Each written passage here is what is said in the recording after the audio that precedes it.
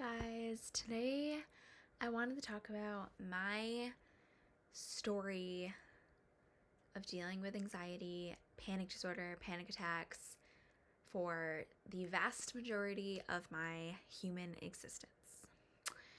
So, I'm not making this video to educate people on what panic disorder is. I'm not even gonna try to really explain it. I want to make this video for other people who suffer from panic disorder to watch and see that they're not alone and there is hope and there are other people that understand, even if you feel like you're literally the one person in the world that has these fears and feelings. So that's why I'm making this video, and I hope that it can be fruitful in that way. So it's probably going to be scattered, but I'm going to just speak from my heart. I remember feeling incredibly abnormally anxious about things for as long as I could really remember. Like my earliest memories, I did have this intense anxiety. My anxiety centered around amputees, sicknesses, things that were wrong with people.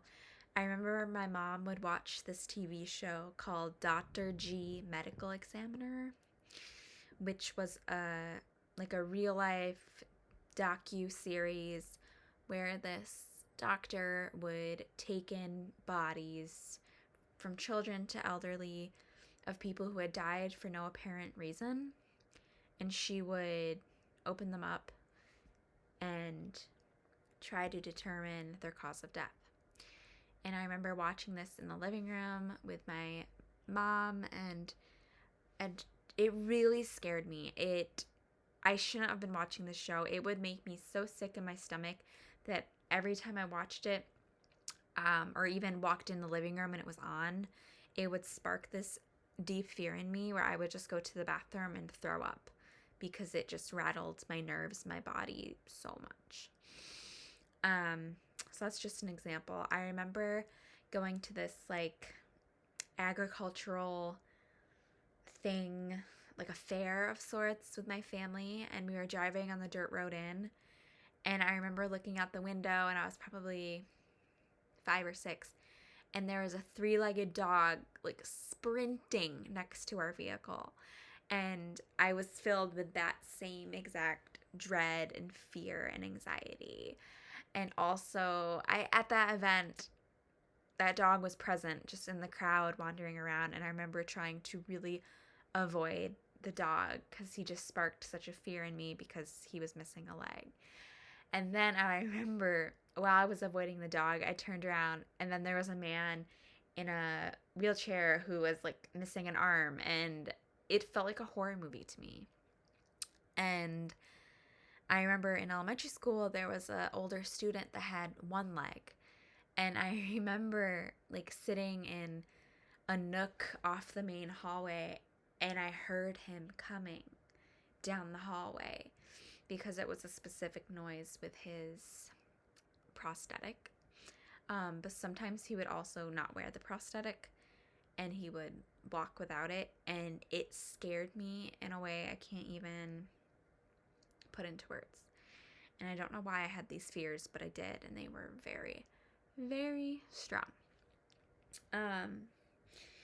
I think from this, I just developed a huge preoccupation with my health, and I was always so scared that something was very much wrong with me. I was convinced I was going to die early, convinced I had cancer, convinced I had a disease that hadn't yet just been discovered yet, but I was definitely the one who was sick and had that illness. So I do remember my first panic attack. It was in, I believe it was 2nd grade. We were in a reading circle, and I wasn't feeling particularly anxious in that moment, but that's how panic attacks can manifest themselves anyways, just randomly.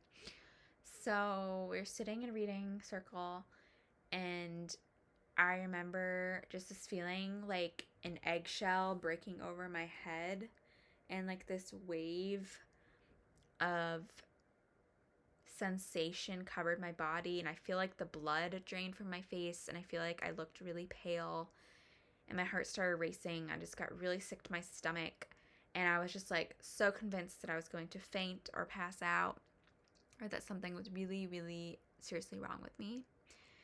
And that was my first experience with a panic attack. These intense anxieties over health came and went all throughout elementary school.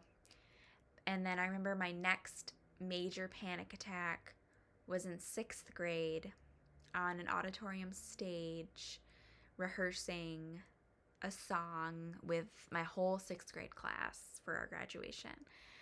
And I remember standing up there, and it started to feel like my throat was like physically tightening and closing as I was up there.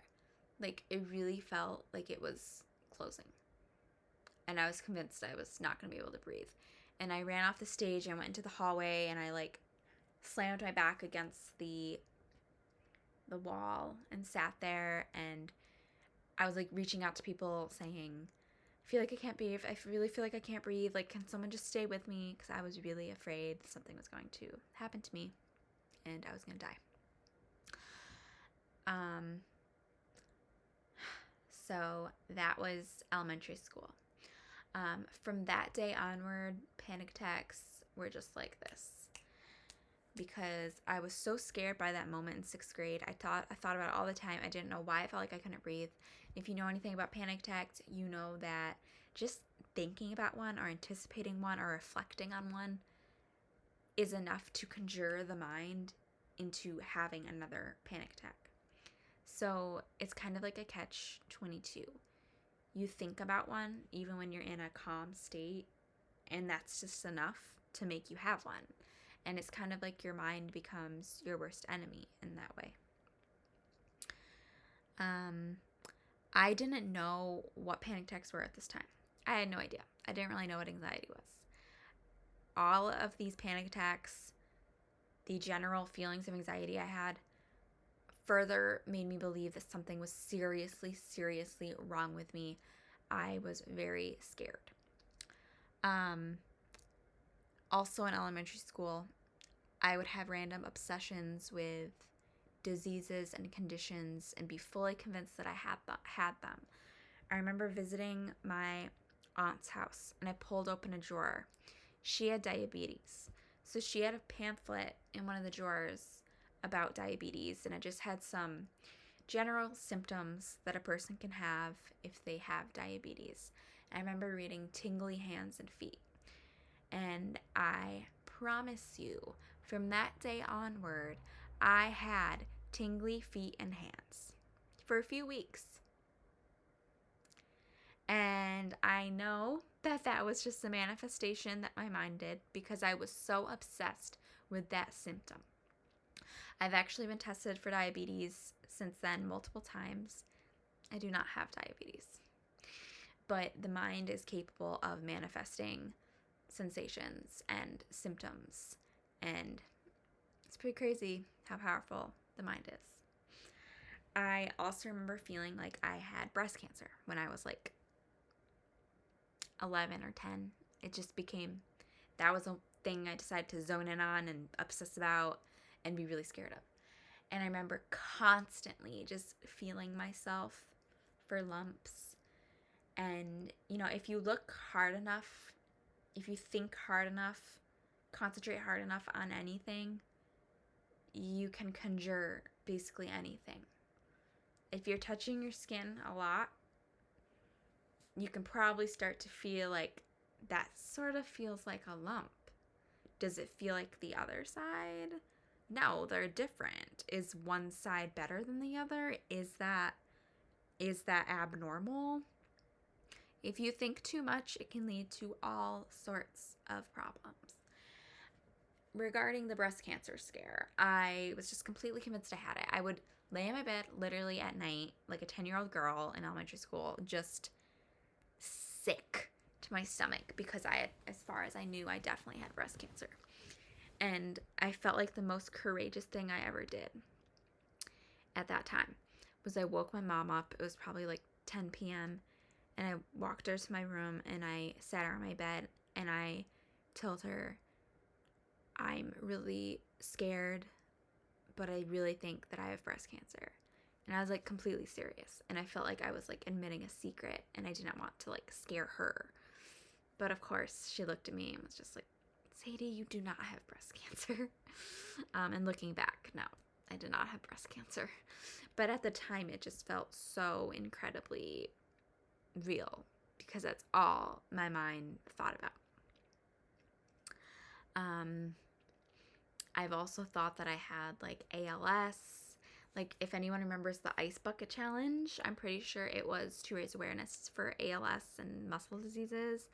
Well, when that was a thing, you know, of course I had to start obsessing over those types of disorders, and I then thought I had a muscle disorder, and any little twitch or sensation in my body, I would just zone in on that and be convinced that I had one of those disorders. So you get the picture. Fast forward to middle school. Middle school is probably the time when my anxiety was at one of its highest points. I was having panic attacks multiple times a day in every single classroom. Certain classrooms spiked my anxiety more than other classrooms. I remember my anxiety got to a point where I was just so hypersensitive to my own body, my own sensations, and my environment that it was hard to even just exist. I remember specifically in my Spanish classroom, the heater would sometimes turn on, and when it turned on, it would be a really loud humming noise. For most, that's just like background noise. But for me, as somebody with anxiety that is constantly thinking, okay, what's the next thing that's going to go wrong with my body? Like constantly assessing, like, is my vision okay? Is my hearing okay? Like, does my body feel okay? Hearing that change in the background noise, like, sent a surge of adrenaline and fear and panic through my body because my first thought was, oh no, my hearing's going. Oh no, like my head's imploding. Like, what is that noise? What is that change that I cannot account for? When in reality, it's just the noise of a heating system turning on. It'd be the same reaction to when like a TV in a classroom got turned on and there's a really high-pitched frequency that goes on in the background. You know what I'm talking about? And it's like some people hear it, some people don't. That was something that I would just obsess over, and it would send a panic through my body. I remember it got to a point where I couldn't sit through some classes because my panic attacks would just stew and boil up. And if you've had one, you know that once it starts, you can't really get yourself out of it. You have to let it climax, and that's the only way you can come down from a panic attack. So I would just be constantly having a panic attack, trying to fight it off because I was so scared of it, because it's the scariest sensation in the world. And I feel like people like to romanticize. They probably don't like to. I think they unintentionally can romanticize what a panic attack is and what real anxiety in the terms of panic disorder is, because it literally feels like you're dying. And I feel like it can sound poetic. Like, I feel like I can't breathe. Like, the world's falling out from under my feet. But, like, really, the sensations are physical and so legitimate. And it's really scary. For me, I would feel like I couldn't see straight. Any sort of excess stimulation was just extremely overwhelming. Really bright lights, I couldn't do it. My heart would pound and race. I would actually get palpitations in my heart because of the anxiety. I would get really tense and shaky, kind of like how you feel when you haven't eaten in a long time. I'd feel like tingling in random parts of my body. And perhaps the worst symptom that I've had, and that really was the worst for me, was the sensation that my throat was physically closing up, like literally tightening, and like I could not breathe. That was like the biggest thing for me, is I felt like I never could breathe. And it was just so scary and very detrimental. And I remember every day having to go up to the teacher, can I please go to the nurse? Can I please go to the nurse? And they didn't know it was wrong. And I remember one teacher saying to me, like, kind of rolling her eyes, she was exasperated and being like, you know, you can't be going to the nurse every day. But I knew she didn't know what was going on. I didn't know what was going on. But for me, getting out of the classroom and escaping to the nurse was like when the climax of my panic attack would happen, because I would feel like, okay, once I get to the nurse, it'll be fine. Once I get to the nurse, it'll be fine. And I can lay down and breathe. And like on my walk to the nurse / half sprint, because of the adrenaline, I felt like I looked like a complete ghost, because I was just so wrapped up in panic. It was bad. The way I have to say a thank you to my first ever Spanish teacher.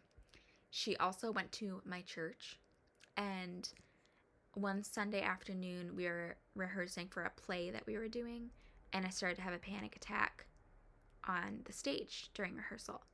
And of course, I didn't know what panic attacks were still. I didn't know. But she saw me have to get off the stage and lay down on the pew and like try to breathe. And she said to my mom, I think your daughter is having panic attacks, because she saw me and could identify that in me. And that day, my mom told me what my Spanish teacher had said. And I looked up a panic attack on the internet, and word for word, that is what I was dealing with. Like, word for word. And it was an amazing feeling to know that I probably wasn't dying, even though I felt like I was dying. And other people have it, and yeah, that there was a name for what I was dealing with. And no, this didn't solve everything. Putting a name to it did not solve everything. But it was a good feeling to be known, and yeah.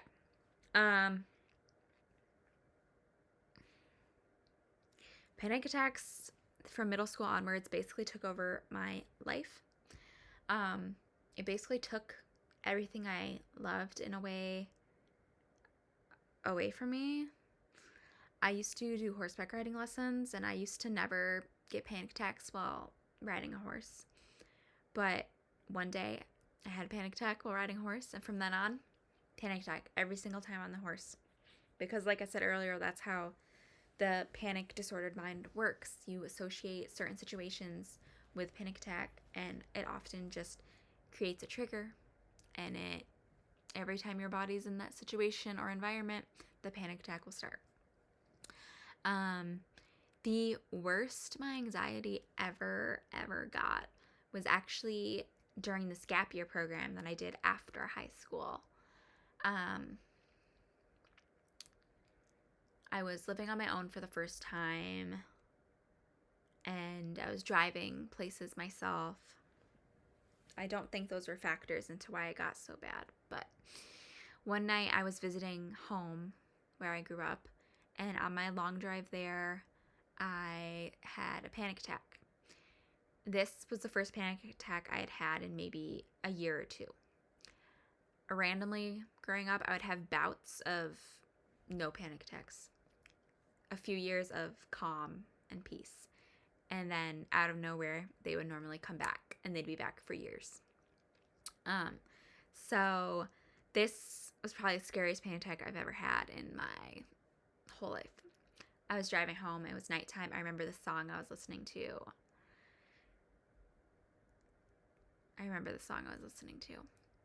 And I was enjoying the song. I was singing the song. And all of a sudden, it felt like that feeling of an egg being cracked over my head, and like the blood draining from my body. And all of a sudden, my heart rate just went. And I was so scared to drive, because it felt like I had no control over my impulses, and I felt like I couldn't see, and I felt like I was blinking too much, and I got really tense, and I was clawing at my throat, felt like I couldn't breathe. And like you try to do anything you can to like snap yourself out of it, and when you're driving, you can't really be acting reckless. That's not smart. But I was not in the right frame of mind, and I just wanted to be home, and I felt like it was going to be forever till I got home.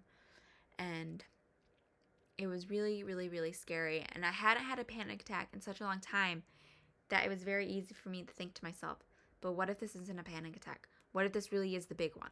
What if I'm actually having a heart attack? What if I'm actually like going to die this time? And that's the other catch-22 about panic attacks, is you can have a million of them, but they still feel really, really scary each time. No matter how familiar you are with the feeling, they still feel horrifying, and you still have that fear of something actually being really wrong with you.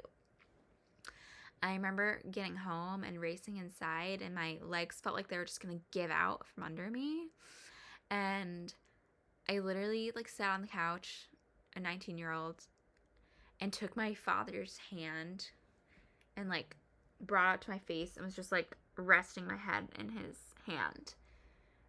And like with the other hand, like feeling my heartbeat. And then I think I went and like laid in front of the wood stove for a long time, and like that took forever to come down from that. That was the start of my really horrible bout of panic disorder that really almost transferred into agoraphobia, which is when you are too afraid to leave your house or your living quarters. That panic attack while driving made me feel like it snowballed into whenever I was driving in a car, I started to have panic attacks, uncontrollable panic attacks. It was, I think, made worse by knowing I was the one behind the wheel and I needed to be safe and accountable. But when you have a panic attack, you feel like you're out of control. And it was for sure not safe. It was not safe for me to be driving in that state of mind. So I started to not do as much. I started to not really leave the dorm that I was living in. And I truly felt like the dorm had become my only safe space. And anywhere else I went, I felt like I would have a panic attack. I felt like my life was just getting shrunken smaller and smaller and smaller. I remember going home for winter break, which was such a relief to be with my parents. And again, I'm like a young adult, and they're in their bed reading their books, and I'm laying in between them, just like a little kid again, like seeking comfort from my mom and dad, because I was just so emotionally exhausted and strained thin from these panic attacks that I just could not understand why I couldn't conquer. So, did I try therapy over the years? Yeah, I talked to a few therapists. It never ever went well. It never felt like it was enough for me. So fast forward, I got married to my high school sweetheart, and things were a bit better being married. It was always nice to have that comforting person around most of the time, who I could talk things out with when I started to feel really anxious. Things got pretty bad again when I got pregnant, which was last year. 2 years ago now. Things started to get obsessive in my mind again about what could go wrong, blah, blah, blah. Let me tell you, and this is wild. I bought this book when I first got pregnant, all about pregnancy, labor, and delivery. And it talked about a condition that some pregnant women can get called preeclampsia, known decades earlier as toxemia. It is not a good condition. It has to do with your blood pressure. And I started to fixate on that. And I felt really scared about that. Lo and behold, I did end up at the end of my pregnancy with preeclampsia. But the long story short is all throughout my pregnancy, when I would go to my office visits, they always take your blood pressure, because blood pressure is a really important thing to be monitored during pregnancy. High blood pressures can indicate preeclampsia, which is not a good condition to have. And my blood pressure readings would always be pretty high, like really high. And sometimes they couldn't differentiate my heartbeat from my baby's heartbeat. Baby's heartbeat is significantly higher, and that's like normal and good.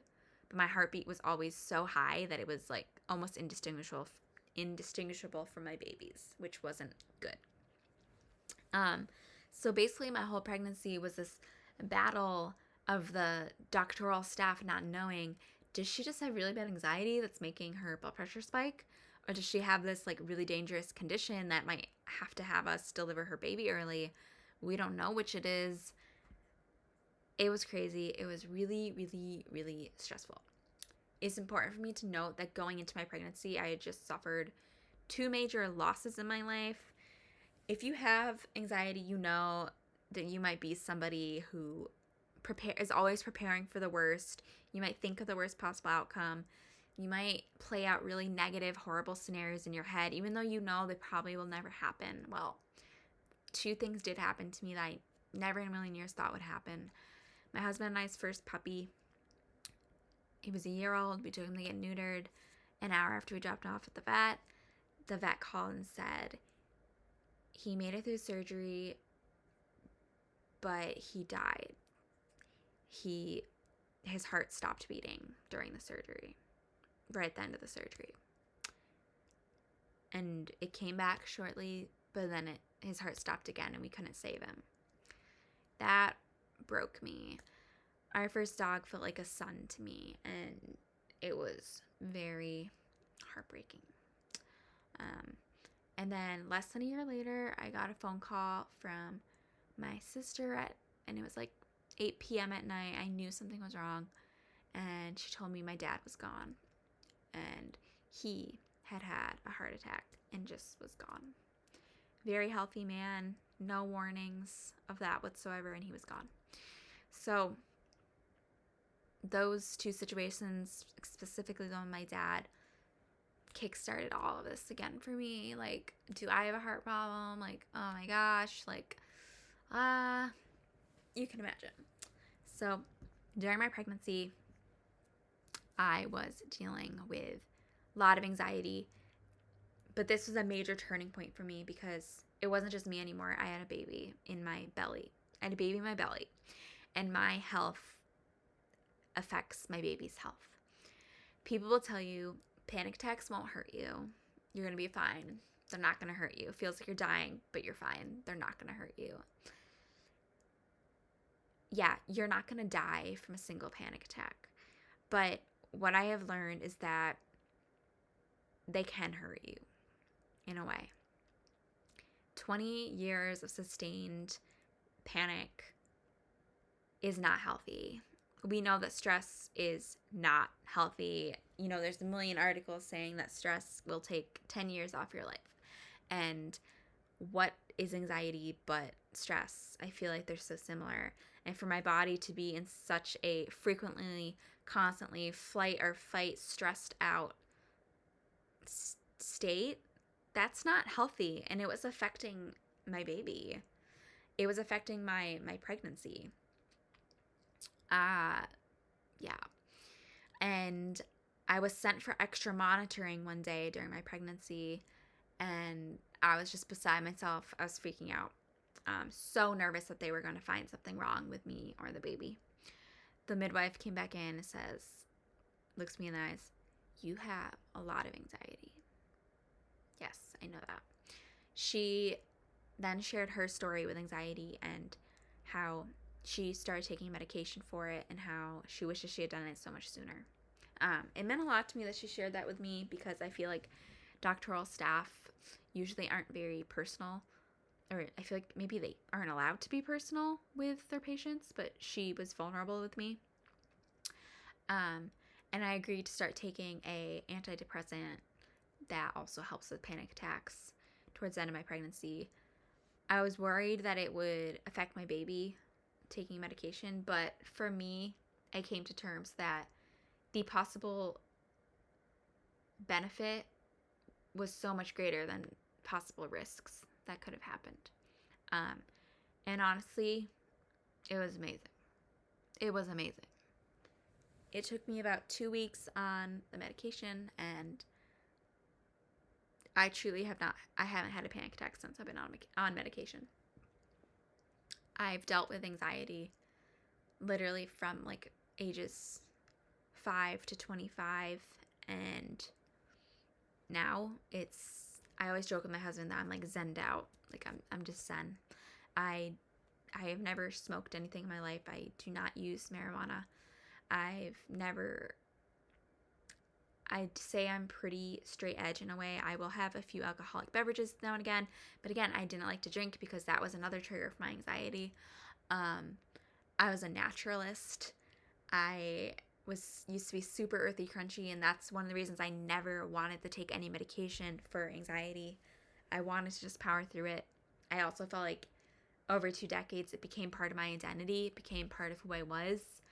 There's some nice parts of having anxiety in a way. You're highly aware of things. You're highly aware of other people, and that can be a really beautiful thing.